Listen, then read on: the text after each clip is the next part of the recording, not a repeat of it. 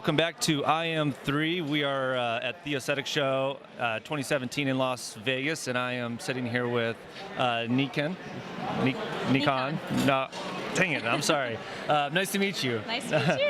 And you're from LA, right? Yes. What is it that you do now? I'm a physician assistant, and I work in a dermatology practice in Beverly Hills and a plastic surgery office in West Hollywood. And how'd you get into that? Ever since I was young, I always struggled with skin issues, so I was always going to the dermatologist, and I was just always fascinated. So I would come home and make little masks and like put toothpaste on my acne and try to figure out how to solve it myself.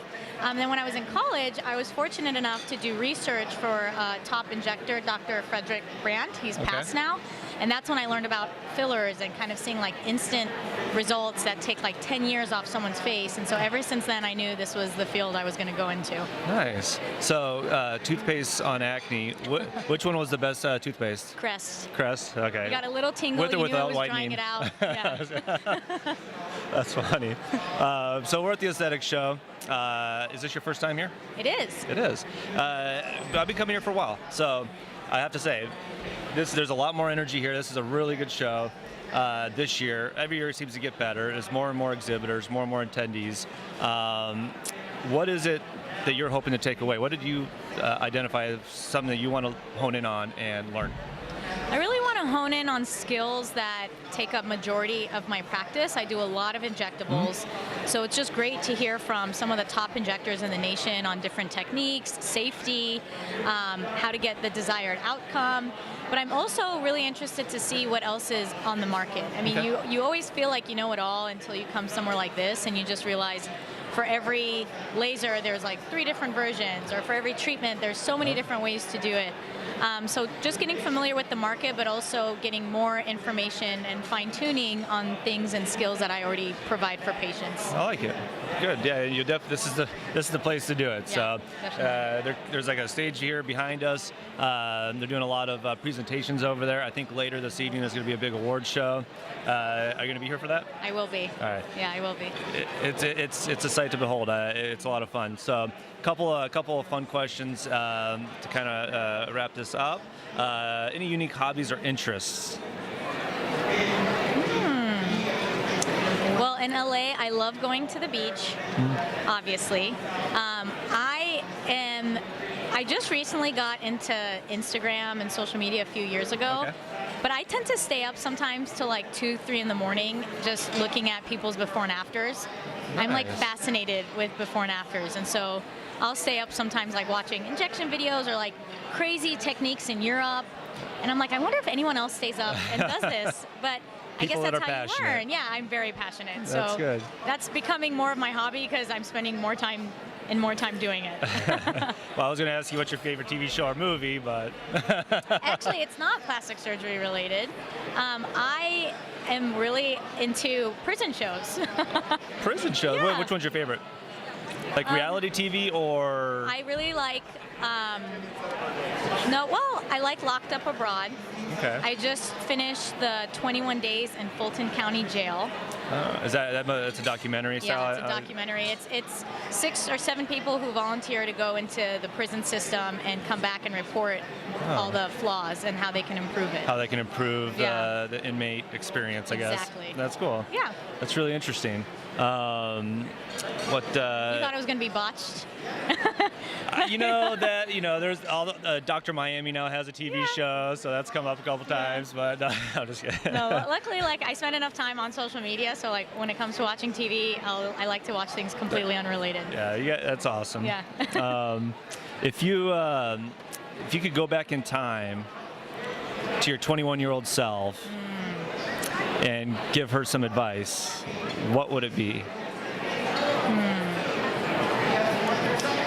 I would say to take any and every opportunity to do things that you second guess yourself on.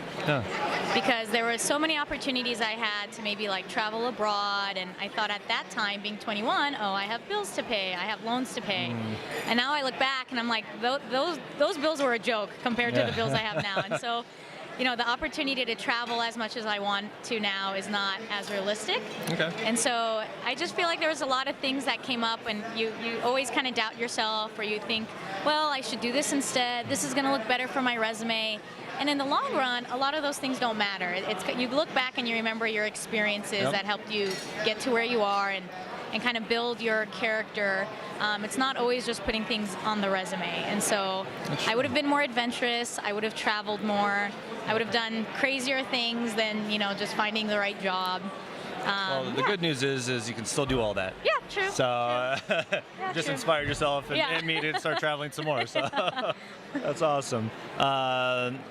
2 more questions. So one, what advice would you give a previous boss? Thank your employees. I had a boss who used to thank us every day for showing up to work, and I thought she was ridiculous. I was like, well, thank you for giving me this job, but she would thank all the employees every day, like, thank you so much for staying late, thank you guys so much for coming and giving it your all.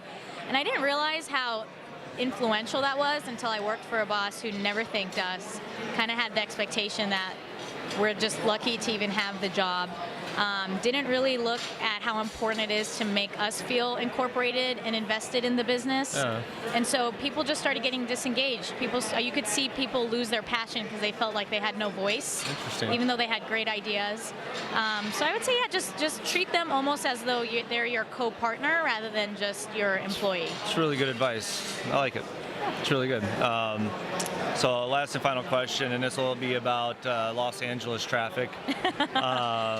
When you're sitting in it, you're in your car all by yourself, what are you thinking about? Oh gosh, sometimes I'm stuck in such random thoughts I have to remember I'm even driving. So you get into a lot a lot of accidents. Luckily, I don't. Luckily, I don't. I don't have a long commute, or maybe I would be concentrating a little bit more. I tend to call a lot of my family.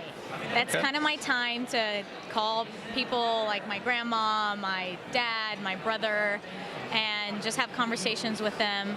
Other times, I'll actually think about traveling. I'll think about where's the next trip I want to go on, and when can I take it? Because once I get to work, I'm just consumed with patience and making sure I'm doing, everything on time and properly. And so that's kind of my time to drift off and kind of awesome. Dreams. Yeah. So where is the next trip? My goal is I'm trying to convince my husband so we can go to Santorini in April of 2018. Book it. Yeah. Do it. Yeah, I'm excited. Visa. Right. Book it and go. Yeah. Yeah, I already have the hotel. I already have the dates. We just need to book it. Awesome. Yeah. Well, I hope you have a good time on that trip. Thank you for spending some time with us, and I hope you have a really excellent rest of the conference, okay? Yeah, definitely. Thank you so Neekan. much. Nice meeting you. Nice meeting you too. Thanks.